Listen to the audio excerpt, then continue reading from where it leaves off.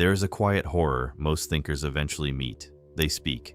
The room nods slowly, kindly, the way you nod at a child who has confused the names of two countries. They are not being mocked. That would be cleaner. They are being tolerated. To most people, the genius and the fool look almost identical. Both pause too long. Both refuse the obvious answer. Both seem to be standing slightly outside the room, watching from somewhere the rest cannot reach. Friedrich Nietzsche wrote about this with the cold patience of a man who had already lost. He said the higher the type of human, the more rarely they are understood, not because they hide, because they exist on a frequency the herd does not pick up. In 1847, in a hospital in Vienna, a doctor was about to discover what that costs. Schopenhauer once wrote that talent hits a target no one else can hit, but genius hits a target no one else can see. That sounds romantic until you understand what it actually means in a room full of people. It means the genius is aiming at something invisible, which means from the outside, they look like a person aiming at nothing. A person aiming at nothing looks confused, or simple, or mad. This is the first law most intelligent people never have explained to them, and it cost them most of their 20s figuring it out alone. The masses do not distinguish between intelligence too far ahead and intelligence too far behind. From their middle position, both directions look the same. The genius and the simpleton are flagged by the same internal alarm, not one of us, and the room corrects for both with the same gentle, polite dismissal. Nietzsche knew this. Plato sketched it in the cave, where the prisoner who escapes and returns is greeted not as a savior, but as a man whose eyes have been ruined by the light. Russell, 2,000 years later, made the modern version of the same observation. The trouble with the world is that the stupid are confident and the intelligent are full of doubt. We will return to that. We will return to the Vienna doctor too. For now, 6 laws. 6 reasons your sharpest thinkers will, for most of their lives, be mistaken for the people in the room least worth listening to. Law 1. Slowness wears the costume of stupidity. Watch a fast room have a fast conversation. Notice who answers immediately. Notice who hesitates. The instinct of the room is to credit the quick and dismiss the slow. This instinct is wrong almost every time it matters. Daniel Kahneman, who won a Nobel Prize for the work, divided the human mind into 2 engines. System 1 is fast, automatic, and almost always shallow. It pattern matches. It produces an answer before the question is fully heard.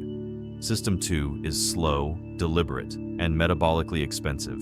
It holds variables. It tests them against each other. It does not deliver a result until the work is finished. The room rewards System 1. A person whose System 2 is dominant, which is to say an actual thinker, will look slower in conversation, less certain in opinion, less willing to commit. Their pause is not absence. It is the entire orchestra warming up before the first note. But the listener cannot see the orchestra. They only hear the gap between question and answer, and they read it as the silence of someone who does not know. Bertrand Russell made the cleanest version of this observation in 1933. He wrote that the fundamental trouble with the modern world is that the stupid are cocksure and the intelligent are full of doubt. He was not making a joke. He was describing a structural law of social life. Confidence is cheap to manufacture and easy to read. Nuance is expensive to produce and almost impossible to display in real time. Nietzsche pushed it further. In Beyond Good and Evil, he wrote that profound thinkers are more afraid of being understood than of being misunderstood. Read that twice. The thinker is not afraid that the room will reject the idea. The thinker is afraid that the room will receive a flattened version of the idea and applaud it, and then act on it, badly, in their name. So the thinker hesitates, caveats, layers in conditions, and the room, hearing the layers as confusion, smiles politely and moves on to someone louder. This is why so many gifted children are first identified by their teachers as struggling. They are not struggling. They are checking the question for hidden assumptions, testing the answer against 3 contexts, and asking themselves whether the obvious response is actually a trap. By the time they have done this, the slower question has been answered by someone faster, and the gifted child has learned very early that thinking has a social cost. Most of them stop thinking out loud after that. They keep the work hidden. They develop the habit Nietzsche warned about, the thinker performing a simpler version of themselves to be tolerated. And the room watching this is convinced of 2 things at once: that the quick speakers are smart, that the quiet ones have nothing to say. Both are usually wrong. Law 2. The translation tax. A second law operates underneath the first, and it is harder to see. In 1989, three researchers, Kammerer, Lowenstein, and Weber, formalized something that had haunted economists and educators for a century. They called it the curse of knowledge. The finding was simple and unsettling. Once you understand something deeply, you lose the ability to imagine not understanding it. Your explanations skip steps you no longer notice. Your examples assume a vocabulary the listener does not have. Your conclusions feel obvious to you, so you compress them, and the compression is what reaches the room. The genius pays this tax constantly. Their thoughts arrive in high resolution. The room only accepts low resolution. Every time the genius speaks, they are asked to translate something subtle into something blunt, to take a sentence with 8 conditions and reduce it to a sentence with 1. And the translation always loses what made the thought worth saying. The listener hears the reduction and concludes either that the speaker is being deliberately vague or that the underlying idea was thin to begin with. There is no winning move here. The thinker who refuses to compress sounds elitist or unclear. The thinker who agrees to compress is misunderstood for a simpler position, then attacked for it. Schopenhauer described this in The World as will and representation, with a metaphor that has not aged. He said the genius perceives the eternal forms of things, while the ordinary mind perceives only the individual instances. The genius sees the type. The room sees the example. When the genius speaks of the type, the room hears a strange, abstract claim that does not match the example in front of them, and rejects it. When the genius gives the example to be polite, the room argues against the example as if it were the whole claim. Either path collapses the work. This is one reason the people you find most quotable in conversation are rarely the people doing the deepest thinking in private. The quotable speaker has optimized for the bandwidth of the room. They have trained themselves to produce sentences that survive the translation. The deeper thinker has not. Their best ideas die in transit. You have probably watched this happen. Someone in a meeting raises a concern that does not fit the existing frame of the discussion. The room looks at them blankly. The concern is technically correct, possibly the most important thing said all hour, but it does not connect to the language already in use. So it is shelved. The meeting moves on. 3 months later, the concern arrives as a crisis, and no one remembers who saw it first. The person who saw it first remembers. They always remember. Law 3. The madman arrives too early. In 1882, Nietzsche wrote his most chilling parable. He called it the Madman. A man runs into a marketplace at midday with a lantern, shouting that he is looking for God. The crowd laughs at him. They do not believe in God either, but they laugh because his urgency is theatrical. His lantern in daylight is absurd. His question seems beneath the sophistication of their disbelief. The madman stares at them. Then he says the line that has haunted philosophy for a century and a half. "We have killed him," he says. "You and I, all of us." Then he says the part nobody quotes. He says, "I have come too early. My time is not yet. The deed is done, but it has not yet reached the ears of men. The lightning has struck, but the thunder has not yet arrived." This is the third law. Being correct before the room is ready to hear it is functionally indistinguishable from being insane. In 1912, a German meteorologist named Alfred Wegener proposed that the continents had once been joined and had drifted apart. The geological establishment did not engage with his evidence. They mocked him personally. He was a meteorologist, not a geologist. The mechanism for drift was unclear. The idea offended common sense. He died in 1930 on an expedition in Greenland, with his theories still rejected. It would take the discovery of seafloor spreading in the 1960s, 3 decades after his death, for plate tectonics to become the foundation of modern geology. Every textbook now teaches what got him laughed out of his profession. In the late 1940s, the geneticist Barbara McClintock presented evidence that genes could move within the genome. The reaction was so dismissive that she stopped publishing her main findings for years. Her colleagues described her work as confusing, mystical, possibly the result of misreading the data. She kept working in near isolation. In 1983, she won the Nobel Prize in Physiology for the discovery she had announced more than 3 decades earlier. She was 81. The room had finally caught up. Now ask the harder question. How many Wegeners did not live long enough to be vindicated? How many McClintocks gave up and stopped publishing entirely?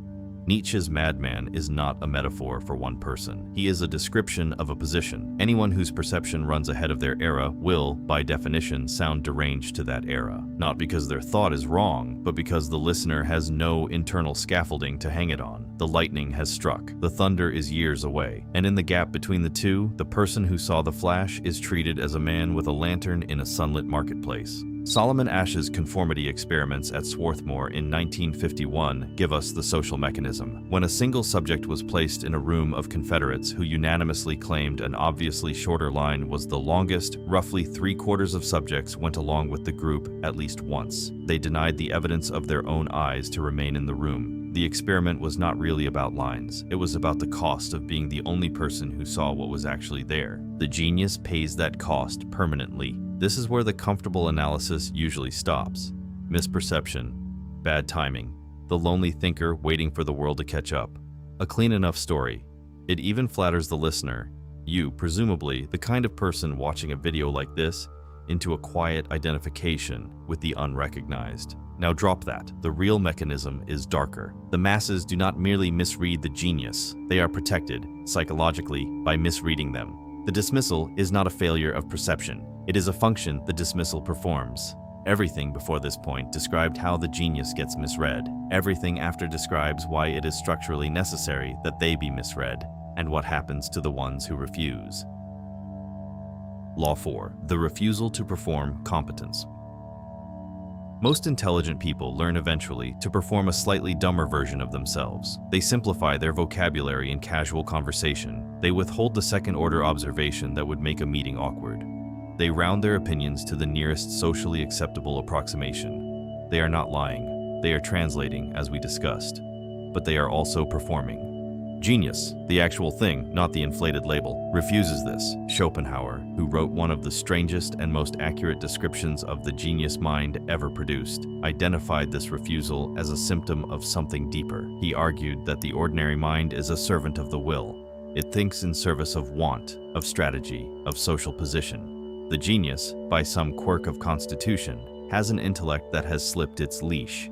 It thinks for its own sake, which means it does not perform competence, because performing competence is a strategic act in service of the will, and the will is exactly what has gone quiet in them. This is why true thinkers so often appear to their colleagues as oblivious, tactless, strange. They miss the social signal because they are not running the social calculation. They are not pretending not to run it. They are not running it at all. In 1935, at the Royal Astronomical Society in London, a young Indian physicist named Subramanian Chandrasekhar presented a calculation. He had shown, mathematically, that stars above a certain mass could not end as stable white dwarfs. They had to collapse into something else, what we now call a black hole. The senior astronomer Arthur Eddington, the most respected astrophysicist of the era, stood up after the talk and publicly humiliated him. He called the result absurd. He suggested there must be some law of nature to prevent stars from behaving so ridiculously. The audience laughed. Chandrasekhar was 24. He had been right. He would be proven right within decades and would eventually win the Nobel Prize for the work Eddington called nonsense. What is most worth noticing is not Eddington's wrongness. It is Chandrasekhar's response. He did not retract. He did not soften. He did not retreat into Eddington's vocabulary to be permitted back into the room. He carried the result intact for the rest of his career. He paid a price for that. His work on stellar collapse stalled for 30 years because Eddington's authority crushed funding and follow-up, but he did not perform competence on Eddington's terms. Most thinkers do not have his stamina. Most learn to round their answers down. Most realize by their early 30s that the unrounded version is too expensive to deliver in a hostile room, and they begin a slow, almost invisible self-erasure that lasts the rest of their lives. Nietzsche named this in Twilight of the Idols. He called it the death of the higher type by exhaustion, not by execution, by the slow attrition of being asked year after year to translate themselves into something the room can metabolize. They survive socially by becoming less, and the room, sensing nothing has been lost, congratulates itself on having absorbed them. The unrounded ones, the ones who refuse, those are the ones the room calls strange. Law 5. The Cassandra Curve.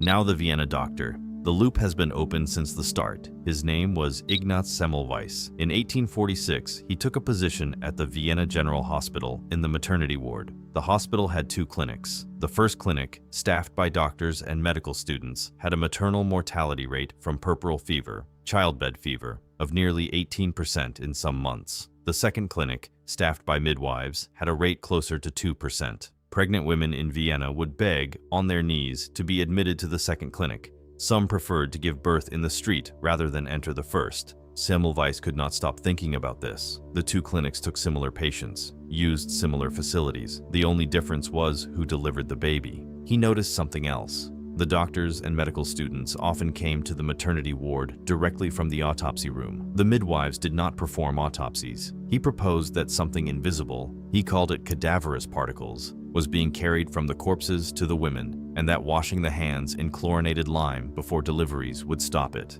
He instituted hand washing in May 1847. Maternal mortality in the first clinic dropped from nearly 18% to almost 2%. The transformation was immediate, statistical, and undeniable on paper. The medical establishment rejected him, not because the data was unclear. The data was the cleanest data anyone had ever produced on the subject. They rejected him because the implication was unbearable. If Semmelweis was right, then doctors had been killing the women they were trying to save. For decades, by the thousands, the hands of every senior physician in Europe were, in some hidden sense, stained. His colleagues did not engage with the evidence. They mocked his manner. They called him obsessive, unstable, foreign. He was Hungarian in a German-speaking institution. They denied him appointments. They isolated him professionally. He grew increasingly desperate, writing open letters accusing his peers of being murderers. He became, by all accounts, difficult and erratic in the years that followed. In 1865, his colleagues had him committed to an asylum. He was beaten by the guards within 2 weeks of admission. He died of an infected wound, almost certainly the same kind of infection he had spent his life trying to prevent in the asylum. He was 47. 2 decades later, Pasteur and Lister had laid the groundwork for germ theory, and Semmelweis was retroactively recognized as having been correct from the beginning.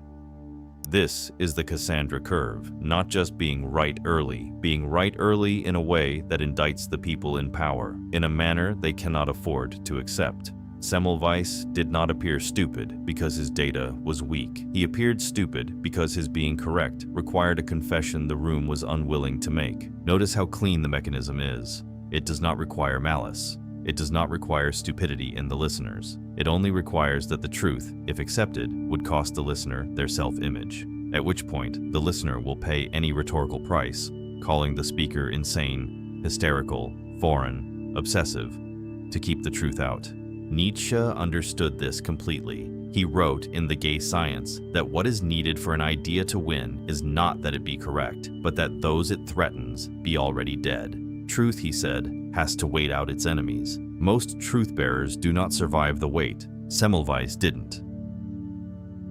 Law 6. The mirror they cannot bear. There is a final layer, deeper than the others, and it is the one Nietzsche kept circling back to in his last lucid years. The masses do not punish the genius for being wrong. They punish the genius for being a mirror. Plato sketched the original version in the Allegory of the Cave. Prisoners are chained from birth, watching shadows on a wall, taking the shadows for the whole of reality. One prisoner is freed, dragged into the sunlight, and finally sees the world. He returns to tell the others. They do not thank him. They mock his ruined eyes. He can no longer see the shadows clearly because his eyes have adjusted to real light. And Plato adds, almost as an afterthought, the cold final line. If they could get their hands on the one who tried to free them, they would kill him. The freed prisoner does not threaten the others by being wrong. He threatens them by being right. His existence implies that their entire life, the shadow watching, the shadow naming, the shadow arguments, has been a small thing. The mockery is not really about him. The mockery is about preserving the comfort of the cave. This is what the dismissal of genius is really doing. A person of average intelligence in a room with someone clearly sharper has 2 options. They can adjust their self-image downward, accept that they are not, in fact, the brightest person in the room, that their opinions on most matters are less reliable than the quiet ones, that their confident takes have been receiving polite social inflation for years, or they can dismiss the sharper person as strange, arrogant, unreliable, weird, full of themselves. The second option is psychologically free. The first option is psychologically expensive. Almost everyone, almost always, takes the second option. This is why the smartest person in the room is so often described by the rest of the room as difficult, cold, pretentious. They are not necessarily any of these things. They are a mirror, and the room has decided to call the mirror cracked rather than look into it. Nietzsche, in his last productive years, wrote in Ecce Homo that he had been treated, throughout his career, as either a clown or a saint, but never simply as a thinker. He understood why. To take him seriously as a thinker would have required his readers to take seriously the dismantling of values he had spent 2 decades performing. It was easier to call him mad. By 1889, he obliged them. He collapsed in a Turin street, embracing a horse, and never wrote another lucid sentence. The room had its verdict ready. He had been crazy all along, they decided. The work could now be safely admired without being lived. Whether his collapse was the consequence of illness, of exhaustion, or of the genuine cost of the work itself, no one will ever fully know. What is certain is that his being declared insane allowed his readers to keep his sentences while discarding his demands. The mirror had cracked, conveniently, before they had to look into it. This is the deepest reason geniuses appear stupid. Their existence, taken seriously, is a critique of the room, and the room is much better at calling the genius stupid than at being criticized. So look back at what you have just heard. 6 laws, the slowness that looks like stupidity, the translation tax that turns nuance into murk, the madman who arrives before the lightning has reached the ears of men, the refusal to perform competence in a room that demands the performance, the Cassandra curve, where being correct early is indistinguishable from being deranged, and finally the mirror, the genius punished not for being wrong but for being inconvenient to look at. If any of this sounded familiar, it is probably not because you are a genius. The category is rarer than the internet pretends, but you have probably been on the receiving end of at least one of these laws. The pause that was read as confusion, the objection that was shelved and arrived as a crisis, the observation that was correct 3 years before someone said it back to you with their own name attached, the slow realization that performing a slightly dumber version of yourself was the price of staying in the room. Most people, faced with that price, learn to pay it. They round themselves down. They keep the unrounded version for journals nobody reads or conversations they no longer have. They become quietly, invisibly, less, and the room, sensing nothing has been lost, congratulates itself on having absorbed them. The lingering question is not whether the world is fair to its sharpest minds. It is not. It never has been. The question is whether you have been performing a version of yourself optimized for a room that was never going to listen anyway. Nietzsche's last warning was not for the masses. It was for the higher type. Do not, he said, become small to be permitted near them. The cost of belonging is the part of you that made belonging worth offering. If this is the kind of thinking you want more of, subscribe. The work continues here.